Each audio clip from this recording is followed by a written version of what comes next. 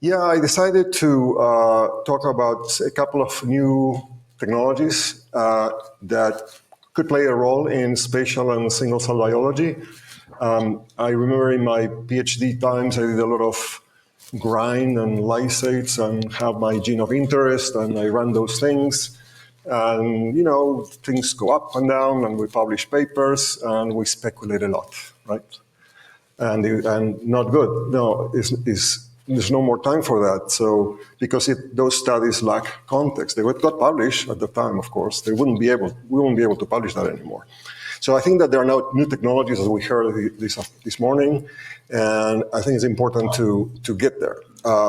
So briefly, for those that you don't know us, we are still a private company owned by active research scientists. You can read all this.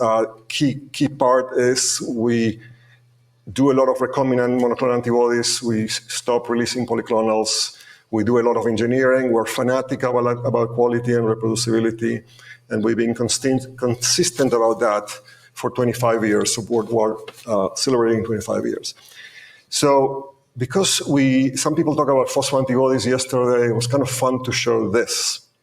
So we were among maybe the first to tackle this issue of phosphospecific antibodies. So these are essentially ads that went into the journals with our very, very first products. That's probably 96, something like that.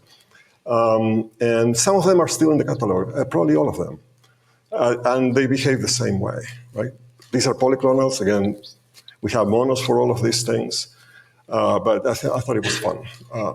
So now to back the age of single cell and spatial biology. And I chose to put this chart. It's a little complicated, but all we want you to focus is on these two axes, so the molecular depth. So what I was talking about is I was very targeted in my graduate school, a transcript here, and very bulky, so lysate, no spatial consideration whatsoever.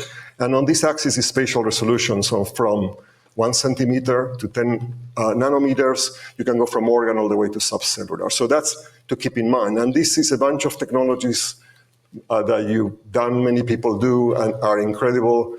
And I think this is the future or the present, and it will stay, and we need to contribute to develop this. Another thing to keep in mind is this issue of plex. So typically these very large discovery platforms, you tend to get thousands and thousands of observations, really. This thing is there, is not. And then from those, you can derive an hypothesis. And that's, I think, where most of the heavy lifting is to take multiple observations, thousands of them, and take hypotheses, biological hypotheses, clinical hypotheses, and say, well, is this true? And now you're talking about maybe 10 to 100 markers. And the technologies I'm going to talk about live in this space. We do a lot of this, particularly in mass spec proteomics. I'm not going to talk about that. And clinical utility, we have experience with this too. We have a few of our antibodies, markers, things we discover inclusively are in the clinic in terms of diagnostics. And I could talk about another story that has to do with therapeutics. That's for another time. So why spatial biology? And this is just a cartoon that tries to show a tumor in the microenvironment with all these cells, many of hematopoietic origin, cancer cells. And I think the key motivation came from the great revolution and success of immunocheckpoint therapies. They changed the world because they were so effective, but only on a few, 20%, 30%, sometimes more people. So the key was that we needed to understand what was going on in the microenvironment when these drugs hit, on why patients respond, why sometimes the T cells get in or not. So we needed to do spatial biology. And these are the key features, obviously spatial context, where the cells or molecules are located within a tissue. Single cell resolution, so we need to know which cells are there, maybe counting them, and putting all that together into a more dynamic interactions and try to build a whole picture of what's going on. So a beautiful paper that is an example of that is this paper by Nira Cohen's group at Harvard. So it is on human lung cancer, and it's called human lung cancer harbor spatial organized stem immunity hubs in response to immunotherapy. So what they did, this was a spatial transcriptomics first, and they did a relatively low plex IHC. And what they show is that they could find little neighborhoods or hubs in those tumors full of immune cells. And they show that the larger the size of these hubs corresponded to response to PD-1 therapy. Further, they identified this specific one with certain kind of immune markers that you can go and see in their paper that were really correlated with progression-free survival and overall survival. So the conclusion was that these hubs, these larger hubs, in these anti-PD-1 responders, those were high relatively to non-responders, so that was very important. And these unique immunity hubs are made up of certain kinds of immune cells. So you need to understand those things. And because they correlate with favorable responses, so we will do better medicine if we understood this problem. So therefore, spatial biology is here to stay and rapidly evolving. Obviously, there is, if this goes as we have data, one can imagine or dream, or maybe some people are already starting doing machine learning methods and AI methods. But spatial biology is complex and very expensive. So step one, you need content, you need antibodies, right? And you need good ones, really good ones. You need an assay, you need staining, you need imaging, you need image analysis, and you need data analysis. That's a lot. But everything starts here. So if you don't start with good content, with the right antibodies, and you don't have the right assays, nothing else downstream will work. So, of course, it starts with antibodies, and this is a slide that we have on our website, and we show that this is about our process for validation. Many of you do the same things, and we use binary models and knockouts and induction, inhibition, overexpression. Essentially, it's a whole strategy, and my colleague Tony Wood last time, I think, did a great job going through all of this, so I'm not going to do that. But using these kind of things, we have about 2,500 rigorously validated IHC antibodies that are amenable for spatial biology. A quick example of knockout validation, this is 53BP1 protein. It's a nuclear protein. This is a quick, dirty, not so dirty, but kind of dirty Western blot. You can see the knockout. So it's okay, looks, we have two clones. These are our clones. I'm not putting data from other companies. So they look okay. This is a little less sensitive. The same thing, this looks really good. This is less sensitive, but it's not the sensitivity what killed this clone, it's this non-specific staining on a membrane. It shouldn't live there, it shouldn't be there. So this one is not out. So, so getting deeper into this, so the issue is when the antibodies now hit the tissue, right? And you need to consider protein abundance and signal amplification. So you need to consider, if you're doing one target, multiple, the expression level of your protein, dyes, brightness of the dyes, how you label, how you conjugate your antibodies, the quality of them, and the compatibility with the scopes that you have. So you could use a primary antibody label with dyes if the protein is abundant, or you could use a secondary. And I'll show in the next slide, chimeric antibodies can do that for you, but not all, but they still need to be quite abundant, really. Or you can do something else, which oligos and signal amplification and multiplexing, and that's what I'm going to show more, and we call that signal star technology. So these are quick examples about chimerics. So we've been doing a lot for a while, but only now we're putting them out in the market after extensive validation. So these are three examples. I think these are triplets. And this is in the brain, so neuronal and microglia in mouse brain tissue. This is beta-tubulin, beta-3 tubulin, GFAP, and IBAR1. And in this case, we have rabbit, mouse, horse. And this is an Alzheimer's brain with amyloid plaques, and then two markers of microglia. And this is more into neuronal activity, dopaminergic neurons with neuro-N, tyrosine, hydroxylases, and C-FOS. Implicating that the transcription factor here, you can see it in the nucleus. So it's promoting gene transcription. Now to signal star, and this is the type of images you get. This is an 8-plex And it's daunting, really. I mean, I think that we had the great talk from Biotechny, and it is. And this is what Signal Star does. So it goes up to 8 now, soon 16. We have about 200 targets and more are coming that are fully validated for this. It's a signal amplification for low abundance targets, wide dynamic range.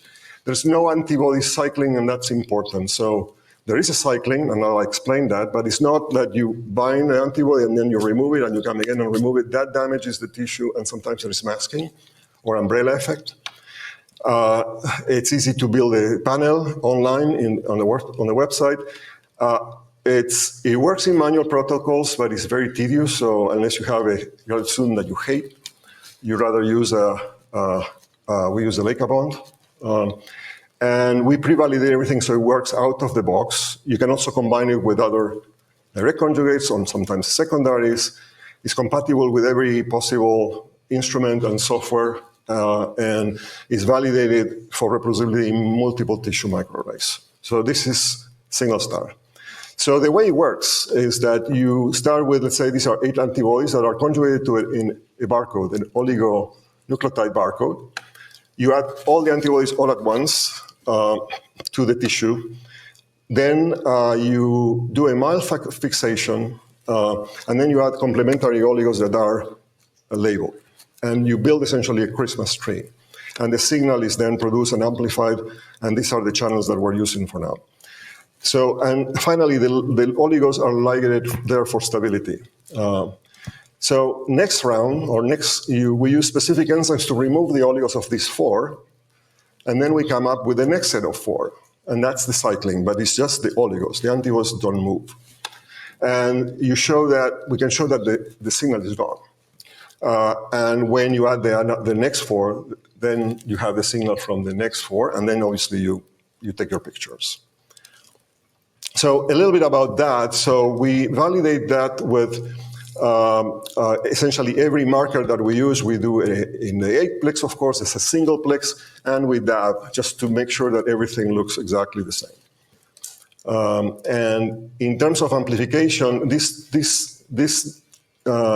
slide shows, for instance, when you have a marker like CD8 that is relatively abundant, this compares here Signal Star versus tyramide amplification, and this is mean fluorescence intensity per cell, right? And this is indirect, this is with a secondary, this is direct with immunofluorescence.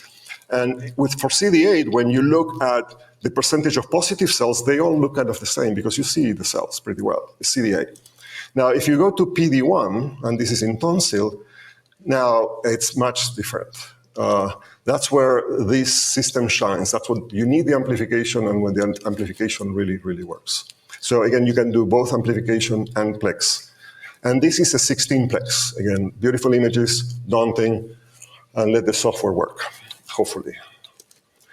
So now I'm going to switch to single cell biology. So I'm done with that. Hopefully I still have some time. I do, a little bit.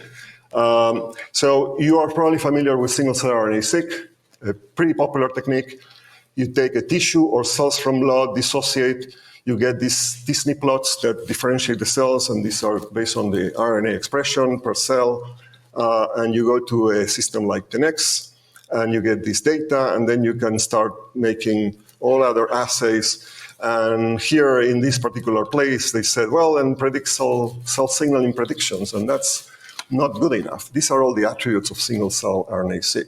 So this is not good enough. So we need to get into the cell and measure proteins and measure PTMs. And so we're doing that. What we did is we found a way, a method, to make antibodies labeled with oligonucleotides that have a 10x genomics tag, barcode, get them into cells without losing the RNA from the cells. So it's a fixed perm where antibodies go in, mRNA stays. And then you can get this type of data, and this is the case of T cells from PBMCs, when you get the naive, the memory, effector cells. And these are 3 cases of transcriptional factors, TCF7, TBX21, and CREB, where you can barely see RNA. I mean, the red is abundant, blue is nothing, You can see a little bit, but when you go to protein, that's where you see, and you see where these proteins are expressed. These are proteins inside these cells. Quickly, a case, and this is published, at least in bioRxiv, where we did a collaboration with DJ Kushra at Harvard. And here we're trying to look about the dynamics of the formation of Th17 cell, pathogenic or not, out of naive CD4 T cells. You put cytokines, and then with it, a big panel, measure both RNA, protein, phosphoproteins, and the conclusion is that they get the JAK that pathway up like crazy, but there is a very subtle difference is when in one case, in the non-pathogenic, it does a certain thing, and in the pathogenic, it does a completely different thing. A completely different machinery gets turned on. And finally, this is my last data slide. This is a much simpler experiment where we have a Jurkat cell here, and a B cell and a T cell in the context of a CAR T. The B cell, of course, expresses CD20. We transfect a CAR T against CD20, okay, that expresses the single chain FB with a Whitlow linker, and we have an antibody for the Whitlow linker. And when you look at that, they get activated, of course, by the interaction, and these are your activated cells. These are your B cells here. These are your T cells here. And now, yes, you can measure RNA and in the activated cells, and you can measure protein. And this is CD3, obviously just in the T cells. This is CD19, only in the B cells. This is the Whitlow. These are the CAR Ts. Out of the total T cell population, only the CAR Ts. And here in the CAR T cells, you can see transcription factors that are turned on by this activation. This is Icarus, phospho-C-Phos, and JUNB. So just to finish, I think that we should pay attention to this. We're working on this. More companies are working on things like that, and I think it's great. We can finally start getting more knowledge out of these experiments. There are still many challenges, and like workflows, open and robust systems, obviously reproducibility is important, and how to translate these big data sets into subsets of actionable biomarkers to really help patients in the end. So I don't need to convince you of this here. I mean, we need to study the proteins, not just the RNA, and you can only do it with highly validated antibodies. So that's all. Thank you. I think I made it on time. Yeah. Wow. Thank you very much. I'm